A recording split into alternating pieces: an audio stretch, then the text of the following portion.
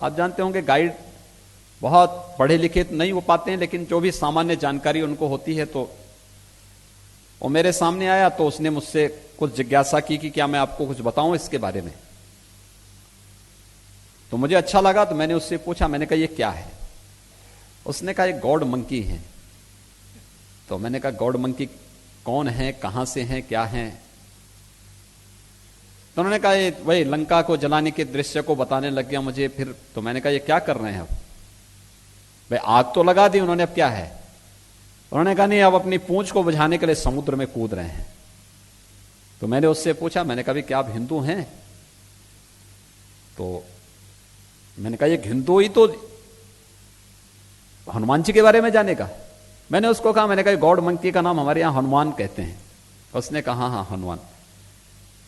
तो मैंने कहा आप इनको जानते हैं, क्या आप हिंदू हैं क्या। उसने इस बात को कहा कंबोडिया के अंदर। उसने कहा देखिए मैं हिंदू नहीं हूं, मैं बौद्ध हूं, लेकिन हां बौद्ध की ओरिजिन हिंदू है, हिंदू से ही वो आया है, हिंदू से ही पैदा हुआ है। कंबोडिया में एक सामान्य 8वीं तक की शिक्षा जिसने प्राप्त की हो, 20 साल का वह युवक जब मुझे रामायण के उस चित्र को बताता और हनुमान जी का दृश्य सामने आता है, वो मेरे सामने इस बात को वहां पर इस रूप में व्यक्त करता है। हम यहां उपासना विधि को लेकर के विवाद खड़ा करते हैं, हम यहां छोटी छोटी बातों को लेकर के एक वितंडावाद खड़ा करते हैं, और हर एक व्यक्ति के मन में एक खुरापात घूमती है कि एक सकारात्मक दृष्टिकोण जोड़ने की बजाय कैसे हम तोड़ करके इस पूरी परंपरा को खराब कर सके। लेकिन वहां बैठा हुआ एक व्यक्ति जो न जाने कितने लोगों को प्रतिदिन वहां पर अंकोरवाट मंदिर के उन दृश्यों के बारे में अवगत कराता है, अपनी स्वयं की आजीविका को भी चलाता है, देश की आर्थिक उन्नयन में भी योगदान देता है, लेकिन वहां उसको यह मालूम है कि वह बौद्ध है। लेकिन बौद्ध होने के साथ साथ उसे यह भी मालूम है कि बौद्ध की ओरिजिन क्या है, और वह निसंकोच इस बात को अंकोटवाट में रह करके बोल सकता है, व्यक्त करता है। आप भारत के अंदर इन शब्दों को बोलेंगे तो यहां पे बहुत सारे लोगों की सेकुलरिज्म को खतरा पैदा हो जाएगा। यह सेकुलरिज्म जो शब्द है, यह सबसे बड़ा खतरा है भारत की इन समृद्ध परंपराओं को आगे बढ़ाने और वैश्विक मंच पर उसे एक स्थान मिल सके, वहां पर प्रस्तुत करने में जो सबसे बड़ी बाधा है वह यही है। और मुझे लगता है उससे उभर करके हमें बहुत शुद्ध, सात्विक और स्वस्थ मन से इस दिशा में प्रयास प्रारंभ करने होंगे। उस समय मैंने इस बात को कहा था भी इंसाइक्लोपीडिया और रामायण के बारे में कुछ चर्चा होनी चाहिए, कार्यक्रम होने चाहिए। रामलीलाओं के आयोजन हो रहे हैं। अब आप तो रूस से भी रामलीला का मंचन, रूस की भी टीम आई थी, लाओस से, कंबोडिया से, इंडोनेशिया की तो खैर फेमस है ही रामायण। रामलीला उनकी अपनी बहुत विश्वविख्यात रामलीला इंडोनेशिया के अंदर है, थाईलैंड के अंदर भी है, श्रीलंका के अंदर भी है। तो दुनिया के इन सभी देशों को जोड़ करके कैसे हम इस कार्यक्रम को आगे बढ़ा सकते हैं। क्या ये कपोल कल्पना है या वास्तविकता है कि एक समय अहि रावण भगवान राम और लक्ष्मण का अपहरण करके लेके चला जाता है। क्या वो दृश्य है कि नहीं है। लेकिन आज वे सभी स्थल लगभग खोजे जा चुके हैं कि नहीं, वो कपोल कल्पना नहीं थी, उसमें कुछ सच्चाई भी है। वे देश, वे स्थल मौजूद हैं। अब उनको अपने साथ जोड़ करके क्या वहां की परंपरा रही है, कौन सी ऐसी राक्षसी वृत्ति थी, कौन सी ऐसी ताकत थी कि वह किस वेग से वहां जाते थे। था तो कुछ जरूर। आखिर भगवान राम भी लंका से पुष्पक विमान से अयोध्या आए थे। अगर वे पैदल चलते तो उनको कई महीने लगते। पुष्पक विमान उस कालखंड में था। विज्ञान में भी हमने कितनी प्रगति की थी और विज्ञान और अध्यात्म का मिलन किस रूप में था, यह भी हमें बहुत सारी चीजों को जानने और सीखने के लिए एक अवसर देता है। लेकिन साथ साथ प्रकृति और परमात्मा का समन्वय किस रूप में था, मर्यादा पुरुषोत्तम भगवान श्री राम भगवान विष्णु के साक्षात अवतार होने के बावजूद उन्होंने कभी भी एक सामान्य मानव के इतर अपने को कभी भी प्रकट करने का प्रयास नहीं किया, कभी नहीं किया। उन मानवीय मर्यादाओं के अंदर ही अपनी पूरी लीला को रचा। उन मर्यादाओं का पालन पग पग पर करते रहे और यही तो राम की महानता रही। इन सब के साथ अपने आप को जोड़ते हुए वे निरंतर जो एक कष्ट एक सामान्य मनुष्य को होते हैं उन सभी कष्टों को सहन करते हुए आगे बढ़े। आज के दिन पर हमें कोई एक ब्रिज बनाना होता है तो उसकी न जाने कितनी बार हम अध्ययन करवाते हैं, कई वर्ष लग जाते हैं अध्ययन कराने में। हमें सरयू जी में एक ब्रिज बनाना था, उसमें अलग अलग प्रकार से उसके नए नए तरीके अपनाने पड़े उसमें, लेकिन भगवान राम ने बंदर और भालुओं की मदद से समुद्र में ही सेतु का निर्माण कर दिया, और वह भी एक छोटे से कालखंड के दौरान। आगे कुछ तो थी तकनीक।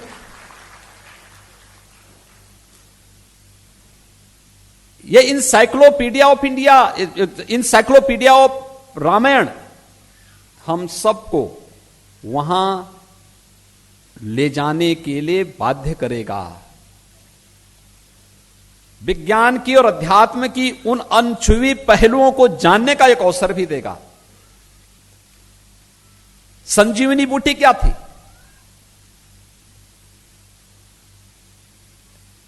लोगों के लिए कौतूहल और आश्चर्य का विषय होगा, लेकिन कुछ तो था ना। हनुमान जी में ऐसा क्या वेग है? आज के दिन पर हम एरोप्लेन को भी उड़ाएंगे, श्रीलंका जाने में उसको 4 घंटे लगेंगे।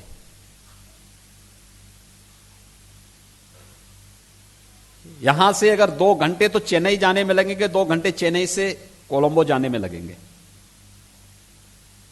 बीच में 2000 किलोमीटर का समुद्र पड़ जाता है, कम से कम 4 घंटे तो वहां जाने में लगेंगे। ऐसा क्या वेग था कि हम जब अब विज्ञान पर इतने गौरव की अनुभूति करते हैं, हमारा एरोप्लेन इतना समय वहां ले रहा है, लेकिन हनुमान जी किस वेग से जाते हैं। उत्तराखंड के सुदूर द्रोणागिरी पर्वत से संजीवनी बूटी को, उस पूरे पहाड़ को लेकर के फिर अयोध्या होते हुए उधर निकलते हैं। यहां पर जब भरत को लगता है कि नहीं, ये तो कोई लगता है दुश्मन है, वो अपने तीर से उनको नीचे गिराते हैं। एहसास होता है कि नहीं, ये तो कुछ गलत हो गया है। और फिर हनुमान जी उनसे कहते हैं कि सूर्योदय के पहले मेरा लंका पहुंचना बहुत आवश्यक है।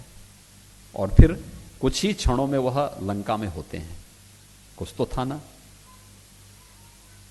अलग अलग क्षेत्रों में, अलग अलग भाषा में, अलग अलग लोक कथाओं में, लोक परंपराओं में, लोक साहित्य में ये सब कुछ आज भी मौजूद है। इनसाइक्लोपीडिया ऑफ द रामायण, यह रामायण का जो विश्वकोश है, यह विश्वकोश अपने आप में रामायण के विश्वव्यापी स्वरूप को प्रस्तुत करने का एक माध्यम बनेगा। और मैं चाहूंगा कि हमारी हार्दिक इच्छा है कि अयोध्या शोध संस्थान इस दिशा में कार्य करे। भारत सरकार का विदेश मंत्रालय इस दिशा में रुचि ले रहा है। रामायण के प्रति, राम के प्रति, भारत के प्रति जिसके मन में श्रद्धा और सम्मान का भाव है, वह इस दिशा में अपना सहयोग करें। बहुत सारे घरों में पांडुलिपियां होंगी पुरानी। मैं अभी वाराणसी में गया था, मुझे एक लाइब्रेरी में जाने का अवसर प्राप्त हुआ था। मैं देख रहा था वहां बहुत पुरानी पुरानी पांडुलिपियां पड़ी हुई।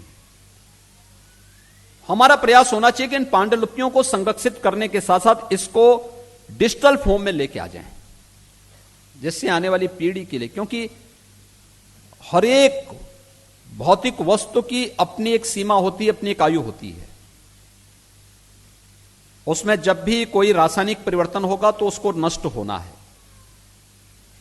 हम उसको बहुत लंबे कालखंड तक संरक्षित नहीं रख सकते। उसके लिए उस प्रकार के हमें तरीके अपनाने पड़ेंगे। उसको डिजिटल फॉर्म में लाने का हमें प्रयास करना चाहिए।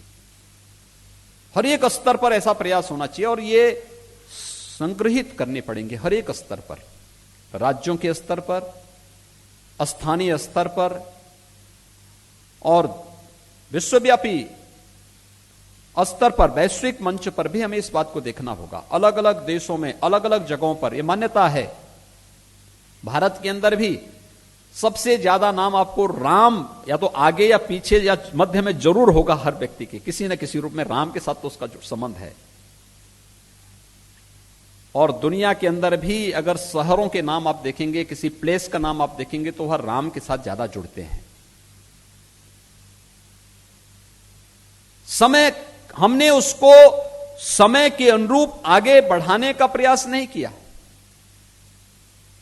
हम यहां जैसे आज भी है वही मानसिकता, छोटे छोटे मुद्दों को लेकर जातीय स्वरूप के साथ जोड़ने का प्रयास करते हैं, उसको स्थानीय स्तर पर फिर अपने तरीके से उसको राजनीतिक हवा देते हैं। यह आज की समस्या नहीं है, पिछले 2-2.5 हजार वर्षों से इसी पचड़े में पड़ करके देश गुलाम हो गया था। हमने अपनी सभ्यता और संस्कृति को खो दिया, अपना वैभव नष्ट कर दिया, विदेशी ताकतें आकर के हमें गुलाम बना गई, लेकिन हमारे जातीय झगड़े आज तक समाप्त नहीं हो पाए। आज भी हम उससे उभर नहीं पाए और छोटे छोटे मुद्दों को लेकर के हम उसको इश्यू बनाते हैं। हम लोग आज अवसर है हमारे पास कि उन छोटे छोटे मुद्दों को अवसर बनाने की बजाय हम उस विराटता में अपने आप को शामिल करें जो हमें एक नई पहचान दे सकें। वैश्विक मंच पर भारत के लिए सबसे अनुकूल अवसर वर्तमान में है। प्रधानमंत्री मोदी जी के कारण और वैश्विक मंच पर भारत की प्रतिष्ठा बढ़ी है। हजारों वर्षों से कुंभ के आयोजन हो रहे हैं। कुंभ के आयोजन को कैसे प्रस्तुत किया गया था? कुंभ का मतलब यह माना गया जहां गंदगी होगी, भगदड़ होगी, साधु संत आपस में लड़ेंगे भिड़ेंगे, भगदड़, गंदगी, अव्यवस्था, अराजकता, और फिर भारत की पूज्य संतों की परंपरा को एक विकृत रूप में प्रस्तुत करने का एक माध्यम कुंभ बन गया था। कुंभ 2019 में भी उत्तर प्रदेश में हुआ था और प्रधानमंत्री जी ने मुझे एक ही बात कहा, उन्होंने कहा योगी जी जैसे भी हो, भारत के संतों की परंपरा भारत की संस्कृति का प्रतीक है, उसका प्रतिनिधित्व करती है।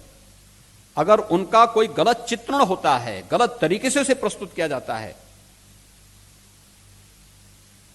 तो ये भारत के बारे में दुनिया की धारणा को नकारात्मकता की ओर ले जाती है।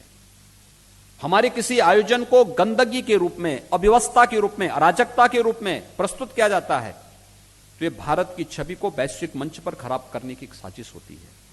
क्या हम कोई ऐसा प्रयास कर सकते हैं कि कुंभ को दुनिया की एक ऐसी यूनिक इवेंट के रूप में हम प्रस्तुत कर सकते हैं? इसके लिए आप बैठिए और आप आश्चर्य करेंगे, मैं सबके साथ बैठा था, प्रदेश में भी अलग अलग संगठनों के साथ भी, भारत सरकार के विदेश मंत्रालय के साथ भी, भारत सरकार के अलग अलग मंत्रालयों के साथ भी मैंने बैठक की थी। और फिर प्रचार के लिए हम लोगों ने होर्डिंग, पोस्टर, बैनर की बजाय वैचारिक कुंभ के आयोजन किए थे। वैचारिक कुंभ सात्विक भाव से, जहां पर एकजुट होकर के हम मंथन कर रहे हैं, वही अपने आप में कुंभ हो गया। और इस प्रकार के हमने 6 वैचारिक कुंभ किए थे प्रदेश और देश के अंदर। और उसके बाद कुंभ, प्रयागराज कुंभ के बारे में, 2019 के प्रयागराज कुंभ के बारे में हमारा विरोधी भी नकारात्मक स्वर से नहीं बोल सकता, क्योंकि कुंभ पूज्य संतों के बारे में भी एक सकारात्मक संदेश लेकर के गया और बाकी व्यवस्था के बारे में, स्वच्छता का, सुरक्षा का, सुव्यवस्था का एक नया मानक प्रस्तुत किया। और उसने दुनिया के सामने कहा कि हम एक साथ इतने बड़े श्रद्धालुओं के समूह को कैसे सम्मान दे सकते हैं, कैसे सुरक्षित रूप में आगे माहौल दे सकते हैं। वह एक उदाहरण प्रस्तुत हुआ और यूनेस्को को भी कहना पड़ा कि ये दुनिया की मानवता की अमूर्त सांस्कृतिक धरोहर है कुंभ, ये भारत की एक पहचान बनी। योग की परंपरा, ये भारत का विश्व को देन है, ये भारत के आध्यात्मिक उन्नयन का आधारशिला है। योग हम करते थे, योग की परंपरा यहां पे रसी बसी थी। हमारे यहां कोई सामान्य पूजा भी होती है तो संकल्प के साथ प्राणायाम भी जोड़ा जाता है। ये तो योग का तो पार्ट है, उसी का तो एक हिस्सा है, उसी का तो एक अंग है। लेकिन हमने उसको धीरे धीरे करके विस्मृत करना शुरू किया और उसके नाम पर पेटेंट बाहर के लोग करने लग गए। प्रधानमंत्री मोदी जी के कारण वैश्विक मंच पर योग 21 जून की तिथि ही विश्व योग दिवस के रूप में बनी और भारत के साथ जुड़ गई। आज दुनिया भारत के साथ, योग के साथ जब जुड़ता है, वैश्विक मंच पर भारत की इस पहचान को आगे बढ़ाता है। अपनी बातों को किस मजबूती के साथ और किस रूप में हम प्रस्तुत कर रहे हैं, यह निर्भर होना चाहिए हम सब पर। अगर हमें अपनी परंपरा और अपनी संस्कृति पर गौरव की अनुभूति होती है और हम उसका प्रस्तुतिकरण उसी रूप में करते हैं, तो वैश्विक मंच पर वह भी सम्मान पाएगा, हम भी सम्मान पाएंगे। लेकिन अगर हम नेगेटिव बोलते हैं, जितने लोग भारत के खिलाफ वातावरण खड़ा करते हैं ना, इन्हें दुनिया से चंद जूठन के रूप में पैसा मिल जाता होगा, लेकिन दुनिया के अंदर इनकी कदर कुछ नहीं है। लोग मानते हैं कि अपने देश में गद्दारी कर रहे हैं, दुनिया के हितैषी नहीं हो सकते ये लोग। ये हमेशा इनकी प्रवृत्ति नकारात्मक है और ये बिकाऊ लोग हैं। इनके बारे में वही धारणा है। चंद पैसों के लिए ये लोग अपनी आत्मा को बेच चुके होते हैं। इन लोगों से कोई उम्मीद भारत तो नहीं करता है, लेकिन जहां का ये जूठन खाते हैं वे लोग भी इन पे कोई विश्वास नहीं करते हैं।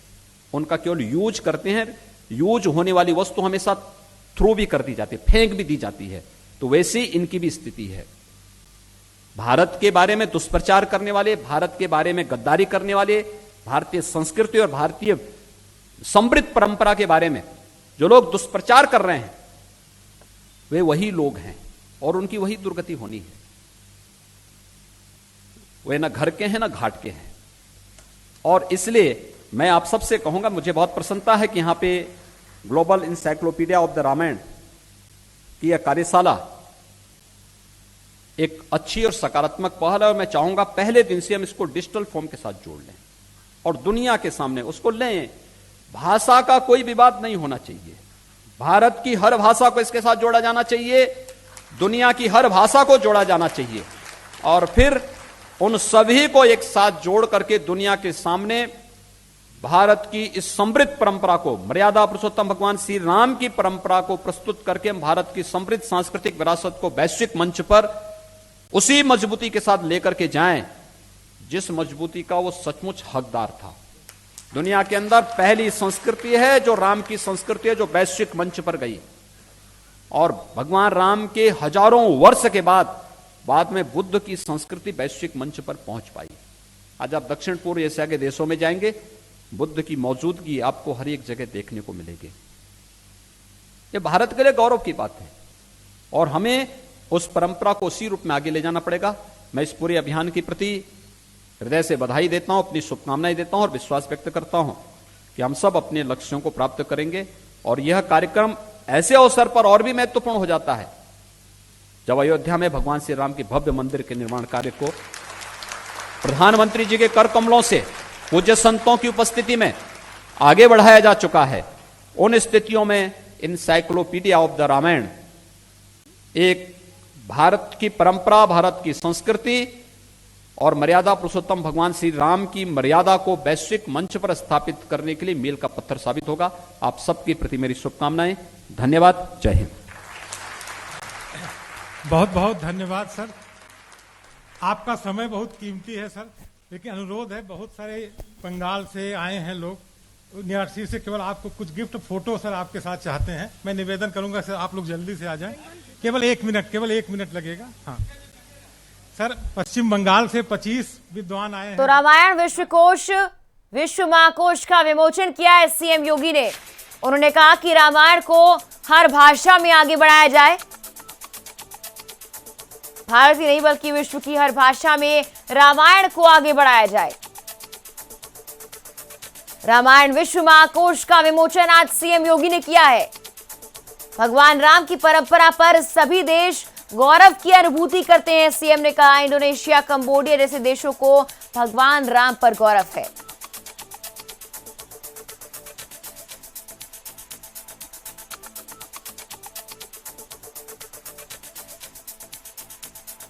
उन्होंने कहा, उत्तर प्रदेश में सनातन हिंदू धर्म की आत्मा बसती है।